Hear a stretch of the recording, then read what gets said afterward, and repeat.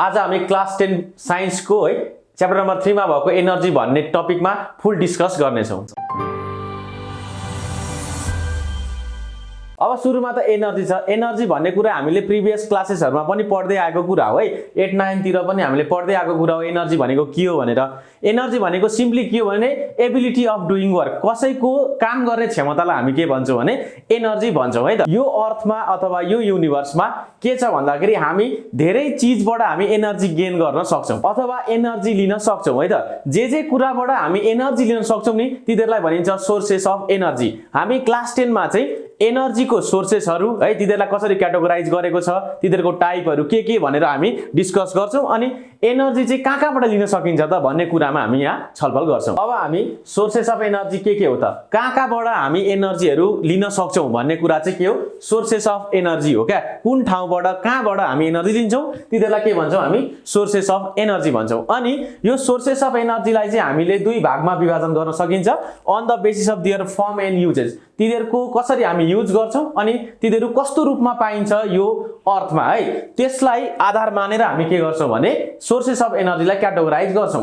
On the basis of their form and uses मा चाहिँ के छ, दुई टाइप अफ सोर्सेस छ, एउटा प्राइमरी सोर्सेस अर्को के छ सेकेन्डरी सोर्सेस। अब प्राइमरी सोर्सेस र सेकेन्डरी सोर्सेस भनेको चाहिँ कस्तो हो भने primary sources these are the sources of energy that are being used in their natural form.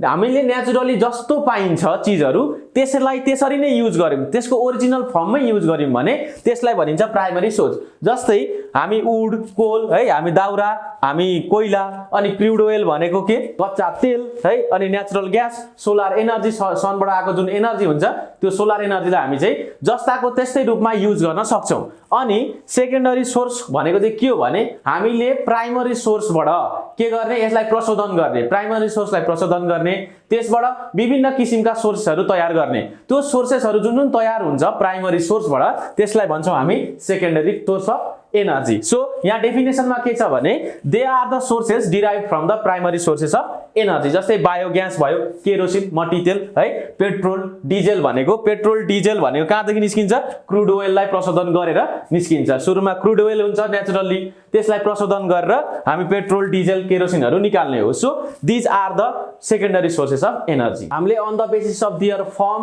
And their uses गरेर दुईटा टाइपमा क्याटेगोराइज गर्यौं केलाई सोर्सेस अफ एनर्जीलाई। First one is primary, second one is secondary source of energy. अब अर्को तरिकाले पनि सोर्सेस अफ एनर्जीलाई के गर्न सकिन्छ, टाइपमा छुट्याउन सकिन्छ। त्यो चाहिँ के हो भने on the basis of replacing period भन्छ। हामीले सोर्सेस अफ एनर्जीलाई एकचोटी चलाइसकेपछि त्यसलाई फेरि पुनः पाउन सक्छौं कि सक्दैनौं भन्ने आधारमा हामीले दुई किसिममा डिभिजन गरेको छ केलाई सोर्सेस अफ एनर्जीलाई। First one is renewable source of energy, second one is non renewable source of energy. Renewable source of energy भनेको चाहिँ कस्तो किसिमको सोर्सेस हो भने यिनीहरुलाई एकचोटी चलाइसकेपछि फेरि चलाउन सकिदैन। अब एकचोटी चलाइसकेपछि फेरि त्यसलाई चलाउन सकिने खालका सोर्सेस अफ एनर्जीहरु के हो त है, त्यो भनेको के हो भने एकचोटी चलाइसकेपछि फेरि पनि चलाउन पाइने भनेको कहिले पनि नसकिने सोर्सेस अफ एनर्जीहरु के हो त। एउटा छ हाइड्रो पावर, हामीले हाइड्रो इलेक्ट्रिसिटी सुनेको छ है, पानीको मद्दतले बिजुली उत्पादन गरिन्छ। पानी त हाम्रो नेचरमा के प्रशस्त मात्रामा पाइन्छ, सोर्सेस अफ वाटर त कहिले सिधिने भएन भनेपछि हाइड्रो पावरबाट जुन जेनेरेट हुन्छ इलेक्ट्रिसिटी त्यो पनि सधैं हामी चलाउन सक्छौं। एकचोटी युज गरे तापनि फेरि त्यसलाई क्विकली रिगेन गर्न सकिन्छ, फेरि पनि युज गर्न सकिन्छ हाइड्रो पावरलाई। अर्को छ टाइडल एनर्जी। टाइडल एनर्जी भनेको चाहिँ के हो भने समुद्रमा जुन छाल आउँछ नि त्यो छालबाट हामी इलेक्ट्रिसिटी जेनेरेट गर्न सक्छौं क्या। त्यो छालको प्रयोग गरेर हामी इलेक्ट्रिसिटी जेनेरेट गर्न सक्छौं, त्यसलाई भन्छौं हामी टाइडल एनर्जी। समुद्रमा जुन छाल आउँछ त्यो एनर्जीलाई भन्छौं हामी टाइडल एनर्जी। यो जति पनि हामी युज गर्न सक्छौं किनकि समुद्रमा छाल सधैं गइरहन्छ, त्यो छालबाट सधैं हामी एनर्जी लिन सकिरहन्छौं। अर्को छ के एक्जाम्पलमा विन्ड एनर्जी। हावाको मद्दतले गर्दाखेरि ठुलठुलो टर्बाइनहरु घुमाएर है, विन्ड मिलहरु हुन्छ नि, विन्ड मिलहरु घुमाएर के त्यहाँबाट इलेक्ट्रिसिटी जेनेरेट गर्न सकिन्छ। यो भनेको कहाँनेर विन्ड एनर्जी निकाल्न सकिन्छ भने जहाँ एकदमै धेरै गतिमा हाई भेलोसिटीमा हावा चल्छ नि त्यहाँबाट हामी विन्ड एनर्जीको मद्दतले इलेक्ट्रिसिटी जेनेरेट गर्न सक्छौं। र हावा त यो नेचरमा के जहिले पनि चलिरहन्छ, यो विन्ड एनर्जीबाट हामी सधैंका लागि एनर्जी प्राप्त गर्न सक्छौं। अर्को छ हाम्रो जियोथर्मल एनर्जी। जियोथर्मल एनर्जी भनेको चाहिँ कस्तो भने हाम्रो पृथ्वीको भित्री सतहमा एकदमै तापक्रम छ के, एकदमै तातो छ, it is very hot inside our earth है त। अर्थको भित्र के चाहिँ एकदमै तातो छ, त्यहाँनिर के छ हिट एनर्जी छ। हो त्यो हिट एनर्जीलाई युज गरेर पनि हामी अरू एनर्जी अरू फर्म अफ एनर्जीहरू प्राप्त गर्न सक्छौं। सो जियोथर्मल एनर्जी पनि के हो नेभर एन्डिङ एनर्जी हो। अर्को छ सोलर एनर्जी। सोलर एनर्जी भनेको सबैलाई थाहा छ सनबाट प्राप्त गर्ने एनर्जी। सोलर एनर्जीबाट के गर्छ हाम्रो बोट बिरुवाहरूले खाना बनाउँछ, फोटोसिन्थेसिस प्रोसेस हुन्छ। सोलर एनर्जीबाट हामी अझ अहिले त के सोलर प्यानलको मद्दतले सोलर इलेक्ट्रिसिटी है सोलर एनर्जीबाट इलेक्ट्रिसिटी पनि हामी उत्पादन गर्न सक्छौं। सो सोलर एनर्जी भने कहिले सकिदैन, it is never ending source of energy. So it is also renewable source of energy. Renewable source of energy भनेको कहिले नसकिने, जहिले पनि हामी युज गर्न सकिने खालको एनर्जीलाई के भन्छौं रिन्युएबल सोर्स अफ एनर्जी। अब non renewable source of energy भनेको चाहिँ के हो भने एकचोटी हामीले त्यो एनर्जीलाई युज गरिसकेपछि फेरि एकदमै छिटो त्यो एनर्जीलाई फेरि युज गर्न सकिदैन क्या, त्यसलाई भन्छौं non renewable source of energy. भनेको यो अर्थमा एकदम लिमिटेड एमाउन्टमा भएको सोर्सेस अफ एनर्जीलाई भन्छौं हामी non renewable source of energy. यो अर्थमा एकदम लिमिटेड केसमा के छ त एनर्जीहरू सोर्स अफ एनर्जीहरू त्यो हेर्दा हामी एक्जाम्पलमा हेरौं कोल छ है, कोइला। कोइला भनेको के हो धेरै अगाडि बोट बिरुवा वनस्पतिहरू है जमिन मुनि भासिएर दबिएर है प्रेसरको कारणले गर्दा केमा परिणत भएको हुन्छ कोलमा परिणत भएको हुन्छ है कोइलामा परिणत भएको हुन्छ। They are in very limited quantity. Coal के छ हाम्रो अर्थको मुनि एकदमै लिमिटेड क्वान्टिटीमा छ। यसलाई एकचोटी चलाइसकेपछि फेरि यसलाई युज गर्दाखेरि यसको क्वान्टिटी घट्दै जान्छ। कोलको क्वान्टिटी अर्थको मुनि के हुन्छ घट्दै जान्छ हो, र एकचोटी यसलाई पुरै चलाइसकेपछि त फेरि उत्पादन त हुँदैन। So it is in limited quantity. यसलाई एकचोटी चलाइसकेपछि फेरि प्रयोग गर्न निकै नै गाह्रो हुन्छ, यसलाई छिटो उत्पादन गर्न निकै गाह्रो हुन्छ। So it is known as non renewable source of energy. अर्को छ नेचुरल ग्यास, पेट्रोलियम है, न्युक्लियर एनर्जी। पेट्रोलियम भनेको डिजेल है, पेट्रोल केरोसिन भयो नि, यिनीहरू भनेको के हो पेट्रोलियमहरू हो क्या। यिनीहरूलाई त यो त लिमिटेड क्वान्टिटीमा छ अर्थमा हो, लिमिटेड क्वान्टिटीमा भएपछि हामी चलाउँदै जाउँ के हुन्छ यो सिधिँदै जान्छ। यसको के सोर्स नै रितिन थाल्छ क्या। अब पेट्रोलियमहरू लिमिटेड भइसकेपछि के यो त सिधिँदै जान्छ, सिधेपछि फेरि उत्पादन गर्न त लामो समय लाग्छ, हामी यसलाई छिटो त युज गर्न सक्दैनौँ। So it is also non renewable source of energy. यो च्याप्टरको अर्को निकै नै इम्पोर्टेन्ट टपिक छ sun is the ultimate source of energy. कहिलेकाहीँ एक्जाममा के सोधिन्छ भने why sun is known as the ultimate source of energy. सनलाई चाहिँ किन चाहिँ अल्टिमेट सोर्स अफ एनर्जी भनिएको हो भनेर क्वेसन सोध्छ। अल्टिमेट सोर्स अफ एनर्जी भनेको चाहिँ के हो भने अरु जतिसुकै एनर्जी छ, जतिसुकै सोर्स अफ एनर्जी छ यो अर्थमा पाइने त्यो सबैको मूल सोर्स अथवा मुख्य सोर्स मेन सोर्स भनेको के हो सन हो। सनबाट आउने जुन सोलर एनर्जी छ त्यो एनर्जीलाई युज गरेर अरु सोर्स अफ एनर्जीहरू फर्म हुने हो, त्यसलाई भन्छौं हामी sun is the ultimate source of energy. यो कसरी हुन्छ भने जस्तो हामीलाई अरु सोर्सेस अफ एनर्जी छ नि, जस्तै कोल छ, ग्यास छ, अनि के छ ओइल छ है, एन्ड ग्यास छ नि, यो तीनटा एनर्जी, यो तीनटा एनर्जी केमा पाइने हो हाम्रो सोर्स हो है, नन रिन्युएबल सोर्स भन्दा पनि हुन्छ यिनीहरूलाई।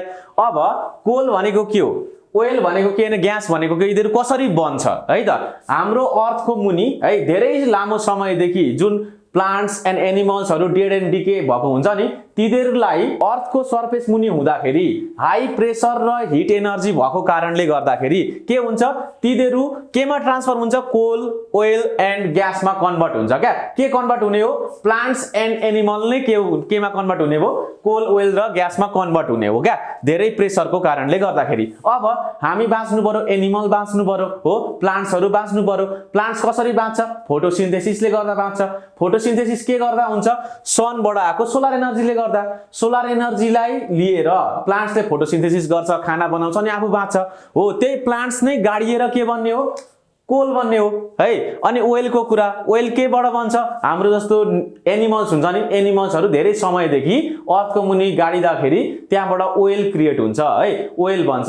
एनिमल बाँच्नको लागि पनि के चाहिन्छ सोलर एनर्जी चाहिन्छ है त, सन चाहिन्छ हो। सो सनबाट नै अरु फर्म अफ एनर्जी डिराइभ हुने हो। So sun is known as the ultimate source of energy. अर्को एनर्जीको कुरा गरौँ हाइड्रो इलेक्ट्रिसिटी है, हाइड्रो इलेक्ट्रिसिटी पानीको पोटेन्शियल एनर्जी युज गरेर वाटरको पोटेन्शियल एनर्जी युज गरेर जुन हामी इलेक्ट्रिसिटीमा प्रोड्युस गर्छौं नि, इलेक्ट्रिसिटी प्रोड्युस गर्छौं नि त्यसलाई भन्छौं हामी हाइड्रो इलेक्ट्रिसिटी है। अब यसको लागि के चाहियो पानी चाहियो हो, पानी चाहियो।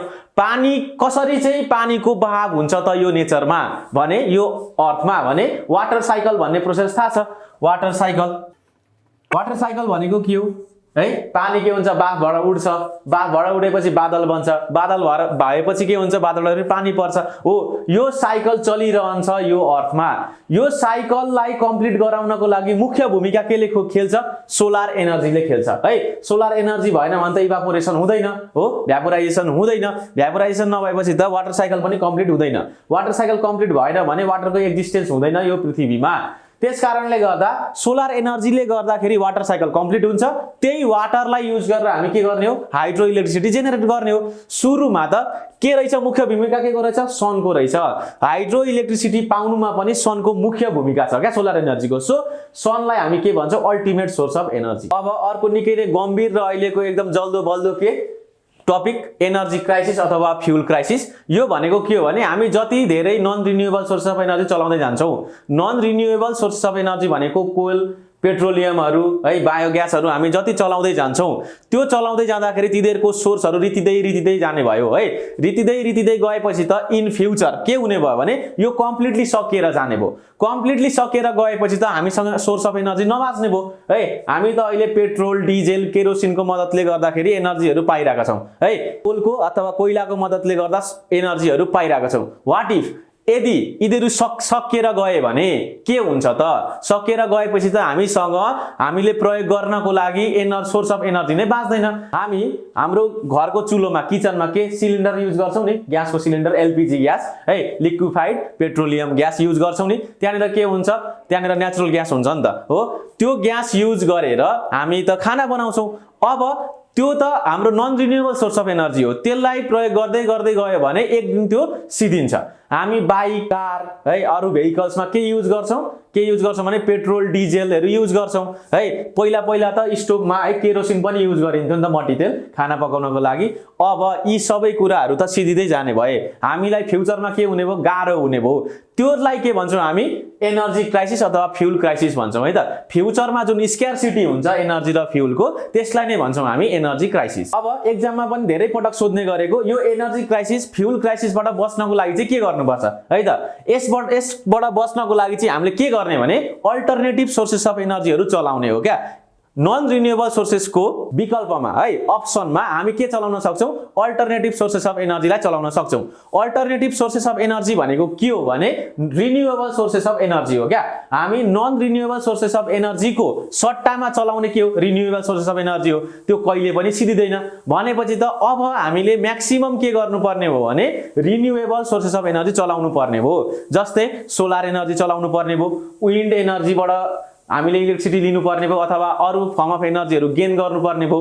अर्को छ टाइडल एनर्जी युज गर्नु पर्ने भयो जियोथर्मल एनर्जी युज गर्नु पर्ने भयो इन्स्टेड अफ युजिङ के पेट्रोलियम नेचुरल ग्यासेसहरु है त अनि हामीले एनर्जी क्राइसिसलाई फ्युचरमा घटाउनको लागि के गर्नु पर्ने भयो भन्दाखेरि हाम्रो यो कज छ नि जुन हाम्रो कज छ एनर्जी क्राइसिसको कजेसहरु के छ केले गर्दा एनर्जी क्राइसिस आउँछ केले गर्दा आउँछ भने ओभर पपुलेसन है अर्बनाइजेसन इन्डस्ट्रियलाइजेसन है यस्ता कारणले गर्दाखेरि हाम्रो यो फ्युलहरु धेरै युज भइराको छ क्या है पपुलेसन ग्रोथ धेरै भयो है अर्बनाइजेसन बढ्दै गयो इन्डस्ट्रियलाइजेसन हुँदै गयो भने यो नन रिन्युएबल सोर्सेस अफ एनर्जीहरुको युज धेरै हुन्छ सो सकिने प्रोबेबिलिटी के हुन्छ म्याक्सिमम हुन्छ क्या हाई हुन्छ सो के यिनीहरुलाई रोक्नु पर्यो सुरुमा त पपुलेसन ग्रोथ अर्बनाइजेसन इन्डस्ट्रियलाइजेसनलाई के गर्नु पर्यो रोक्नु पर्यो अथवा हामीले इन्डस्ट्री खोल्दा पनि अल्टरनेटिभ सोर्सेस अफ एनर्जी ज्यादा युज हुने खालका इन्डस्ट्रीहरु खोल्नु पर्यो जुन इन्डस्ट्रीले चाहिँ सोलर एनर्जी युज गरोस् हाइड्रो इलेक्ट्रिसिटी युज गरोस् टाइडल एनर्जी युज गरोस् यस्ता खालका